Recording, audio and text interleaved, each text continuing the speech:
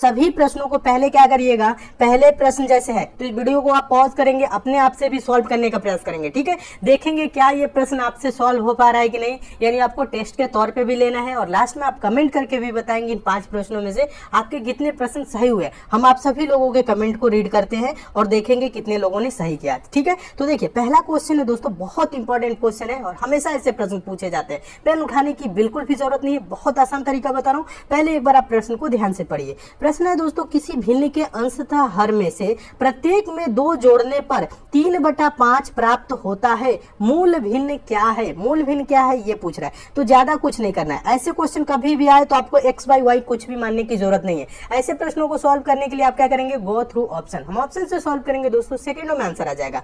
कैसे आएगा, मान लेंगे पहला ऑप्शन मूल भिन्न मान लेंगे, जो ये पूछ रहे हैं ना मूल भिन्न क्या है, पहला मान लेंगे ऑप्शन 1/2। पहले आप क्या करेंगे, देखिए जो ऑप्शन दोस्तों पूरे कंडीशन को सेटिस्फाइड करेगा वही ऑप्शन क्या होगा, आपका आंसर होगा। तो यहाँ कह रहा है किसी भिन्न के अंश तथा हर में प्रत्येक में 2 जोड़ने पर, तो यानी कि अंश कौन होता है, ऊपर वाला 2 इसमें जोड़ दीजिए, हर कौन होता है, नीचे वाला, इसमें भी 2 जोड़िए। तो ये क्या हो रहा है दोस्तों, 1 और 2 जोड़ेंगे 3, 3/4 हो रहा है। ये 3/5 की बात कर रहा है, तो पहला ऑप्शन नहीं होगा। दूसरे में क्या करेंगे, अंश में भी 2 जोड़िए और हर में भी क्या करिए 2 जोड़िए। जोड़ने पे 1 2 जोड़ेंगे 3 और नीचे जोड़ेंगे तो 3 2 5, ये 3/5 हो रहा है। क्या हो रहा है दोस्तों, ध्यान दीजिएगा, ये 3/5 हो रहा है और यहाँ पे बोल रहा है कि अंश और हर प्रत्येक में 2 जोड़ने पर 3/5 प्राप्त होता है। तो मूल भिन्न क्या है, तो दोस्तों मूल भिन्न है 1/3। 1/3 में दोस्तों हम अंश और हर में 2 जोड़ेंगे तो 3/5 प्राप्त हो रहा है। क्या इसके लिए आपको एक्स वाई कुछ मानने की जरूरत है, बिल्कुल भी नहीं। पेन उठाने की भी जरूरत नहीं है, बस हम आपको समझाने के लिए लिखे हैं ताकि आप अच्छे तरीके से समझ सके। तो इसका आंसर हो जाएगा 1/3 ऑप्शन नंबर बी। तो दोस्तों हम उम्मीद करते हैं आप इस प्रश्न को बहुत अच्छे तरीके से समझ गए होंगे और इस टाइप के क्वेश्चन आपके एग्जाम में आएगा तो आप अच्छे से सॉल्व कर लेंगे। चलिए अब चलते हैं दोस्तों अगले क्वेश्चन की ओर। दूसरा क्वेश्चन देखिएगा, काफी इंपॉर्टेंट है, बहुत आसान तरीका बता रहा हूं। इसमें भी आपको पेन उठाने की जरूरत नहीं है, एक्स वाई मानने की कोई जरूरत नहीं है, बहुत आसान तरीका। एक बार प्रश्न को पहले पढ़िएगा, पूछा गया प्रश्न है 2 अंकों की संख्या के अंकों का योग 7 है। यदि अंकों को पलट दिया जाता है तो नई संख्या में 3 जोड़ने पर मूल संख्या की 4 गुनी हो जाती है। मूल संख्या क्या है, मूल संख्या क्या है ये पूछ रहा है। तो इसको भी क्या करेंगे दोस्तों, गो थ्रू ऑप्शन, हम ऑप्शन से सॉल्व करेंगे। देखिए यहाँ पे पहले प्रश्न को समझने का प्रयास करिए। जो दोस्तों ऑप्शन जाए, कभी भी आप ऑप्शन से सॉल्व करिए, जो ऑप्शन कंडीशन को सेटिस्फाइड करेगा वही क्या होगा, आंसर होगा। तो यहाँ कह रहा है 2 अंकों की संख्या के अंकों का योग 7 है, तो पहला ऑप्शन लेंगे तो 34 है। अंकों का योग क्या है, 3 और 4, अंकों का योग मतलब 3 + 4, ये जोड़ने पे क्या हो रहा है, 7 हो रहा है। कह रहा है यदि अंकों को पलट दिया जाए, अंकों को पलटेंगे तो ये क्या हो जाएगा, 43 हो जाएगा। ये 43 हो गया, बोल रहा है तो नई संख्या में 3 जोड़ने पे, अब इसमें क्या करिए 3 जोड़ दीजिए तो मूल संख्या की 4 गुनी हो जाती है। तो ये क्या हो जाएगा, जोड़ने पे 46 हो जाएगा।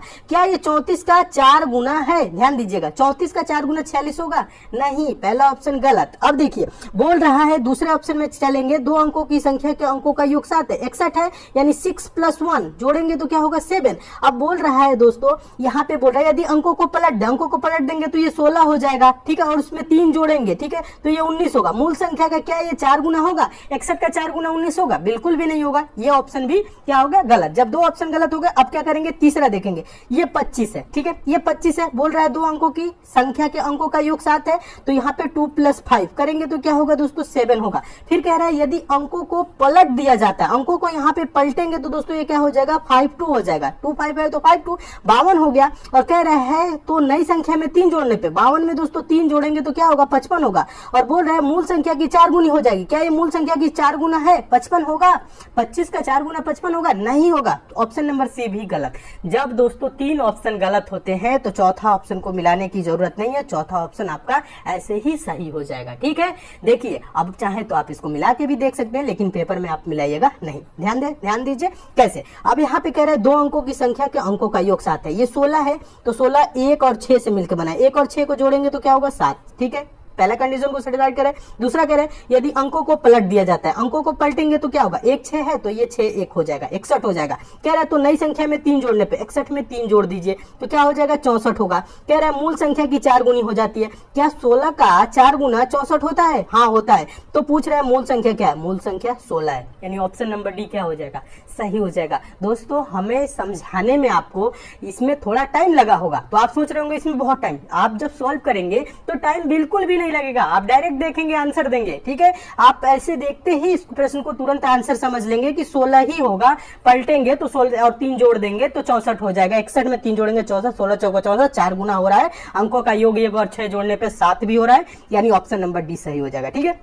बस समझाने में टाइम लगा है, लेकिन प्रश्न को सॉल्व करने में आपको टाइम बिल्कुल भी नहीं लगेगा, ठीक है। ये इंपॉर्टेंट प्रश्न है, इसे भी नोट जरूर करिए। और एक बात और बता दूं, क्वेश्चन दोस्तों आपको अच्छा लग रहा है, समझ में आ रहा है तो वीडियो को लाइक और शेयर जरूर कर दीजिए। चैनल पे नए हैं तो चैनल को दोस्तों आप लोग सब्सक्राइब भी कर लीजिए। नोटिफिकेशन बेल को भी दोस्तों जरूर ऑन कर लीजिएगा, ताकि आगामी एग्जाम के लिए हम जितने भी इंपॉर्टेंट वीडियो दे उसकी आपको नोटिफिकेशन मिले, ठीक है। तो अभी तक नहीं जुड़े हैं चैनल से, जरूर जुड़िए दोस्तों, इस चैनल से आपको बहुत लाभ मिलेगा। चलिए नेक्स्ट क्वेश्चन की ओर चलते हैं दोस्तों। अगला क्वेश्चन देखिएगा, तीसरा क्वेश्चन भी काफी इंपॉर्टेंट है। आसान तरीका बता रहा हूं, एक बार क्या करिए आप प्रश्न को ध्यान से पढ़िएगा, बहुत आसान तरीका बता रहा हूं। और ये क्वेश्चन हम आपको बता दें दोस्तों, मोस्ट इंपॉर्टेंट और मोस्ट रिपीटेड क्वेश्चन है, बहुत बार एग्जाम में पूछा गया है। सिंपल तरीका बता रहा हूं, एक बार प्रश्न को ध्यान से पढ़िए। प्रश्न है दोस्तों, किसी संयुक्त परिवार में दादा दादी की औसत आयु 67 वर्ष है, माता पिता की औसत आयु 36 वर्ष है तथा 3 पौत्र पौत्रियों की औसत आयु 6 वर्ष है। संपूर्ण परिवार की औसत आयु कितनी होगी? पूरे परिवार की पूछ रहा है, तो यहाँ पे ज्यादा कुछ नहीं दोस्तों करना है। यहाँ पे कह रहा है ना, दादा दादी की औसत आयु 67 वर्ष है। दादा दादी कितने लोग हैं? 2 लोग हैं। 2 गुने 67 कर देंगे तो क्या आएगा? दादा दादी की कुल आयु का योग आ जाएगा। तो 2 सत्ते 14 का 4 हासिल 1, 2 छक्के 12, 1 13, 100 क्या हो जाएगा दोस्तों? 34, 134 वर्ष हो गया। फिर कह रहे हैं माता पिता की औसत आयु 36 वर्ष है, तो 2 गुने क्या करेंगे दोस्तों? 36। माता पिता की कुल आयु का योग क्या होगा? 36 गुना के 72 वर्ष हो गया। फिर कह रहा है दोस्तों 3, ध्यान दीजिएगा, सॉरी यहाँ कट गया है, यहाँ पे फिर से मैं लिख देता हूँ। देखिए दादा दादी है तो 2 गुने 67 बराबर क्या होगा दोस्तों? 134, ठीक है, ये हो गया। फिर यहाँ पे कौन है दोस्तों? माता पिता है 36 वर्ष।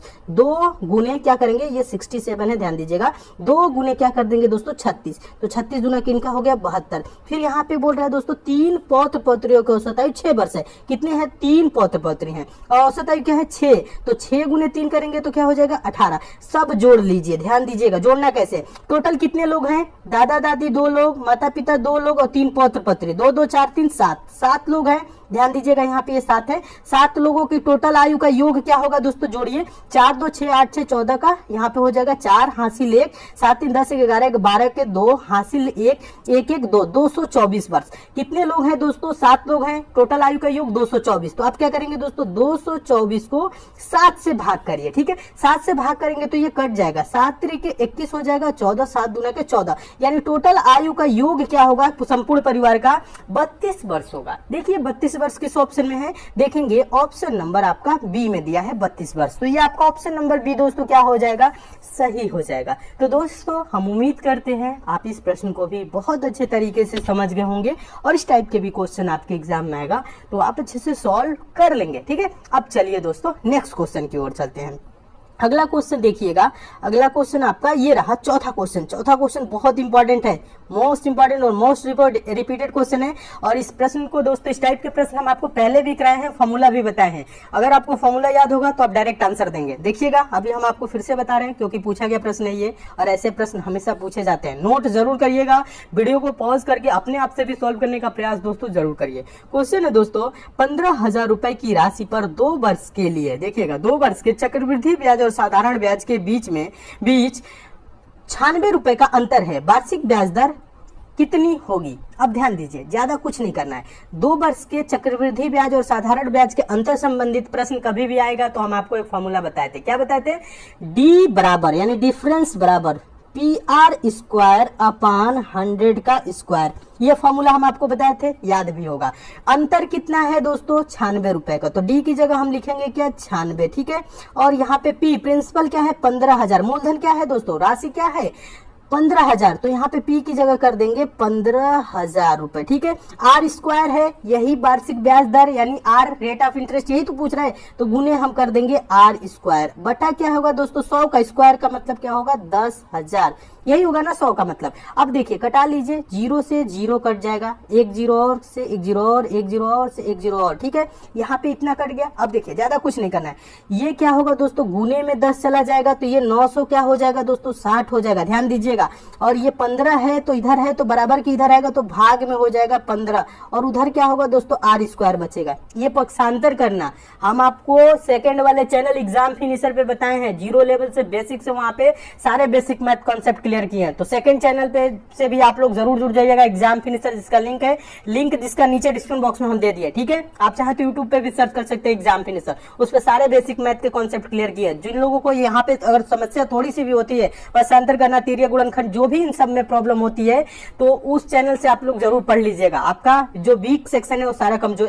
तो जितना भी कमजोर आपका सेक्शन हो सब अच्छा हो जाएगा, ठीक है। तो यहाँ पे देखिए आप क्वेश्चन पे हम चलते हैं, आपको ज्यादा कुछ नहीं कटाइए। तो 15 छक्के क्या होगा दोस्तों 90, यहाँ पे 96 है तो 60, 15 चौको 60, आर स्क्वायर बराबर दोस्तों क्या होगा 64, आर स्क्वायर बराबर 64, तो आर बराबर क्या होगा, आर बराबर अंडर रूट 64, यानी कि कहने का मतलब है आर बराबर हो जाएगा 8, 64 किसका स्क्वायर है 8 का स्क्वायर है, तो आर बराबर क्या होगा दोस्तों, यही तो पूछ रहा है कि ब्याज दर कितनी है, तो 8%, यही आंसर हो जाएगा। देखिए 8% किस ऑप्शन में है, तो देखेंगे ऑप्शन नंबर सी में है, तो आपका ऑप्शन नंबर सी दोस्तों क्या हो जाएगा, सही हो जाएगा। तो दोस्तों हम उम्मीद करते हैं आप इस प्रश्न को भी बहुत अच्छे तरीके से समझ गए होंगे, और इस टाइप के भी क्वेश्चन आपके एग्जाम में आएगा तो आप अच्छे से सॉल्व कर लेंगे। और ध्यान देने वाली ये बात है दोस्तों, आप इस फॉर्मूले को जरूर याद रखिएगा। फॉर्मूला क्या है दोस्तों, एक बार और यहाँ पे लिख देता हूँ साफ से।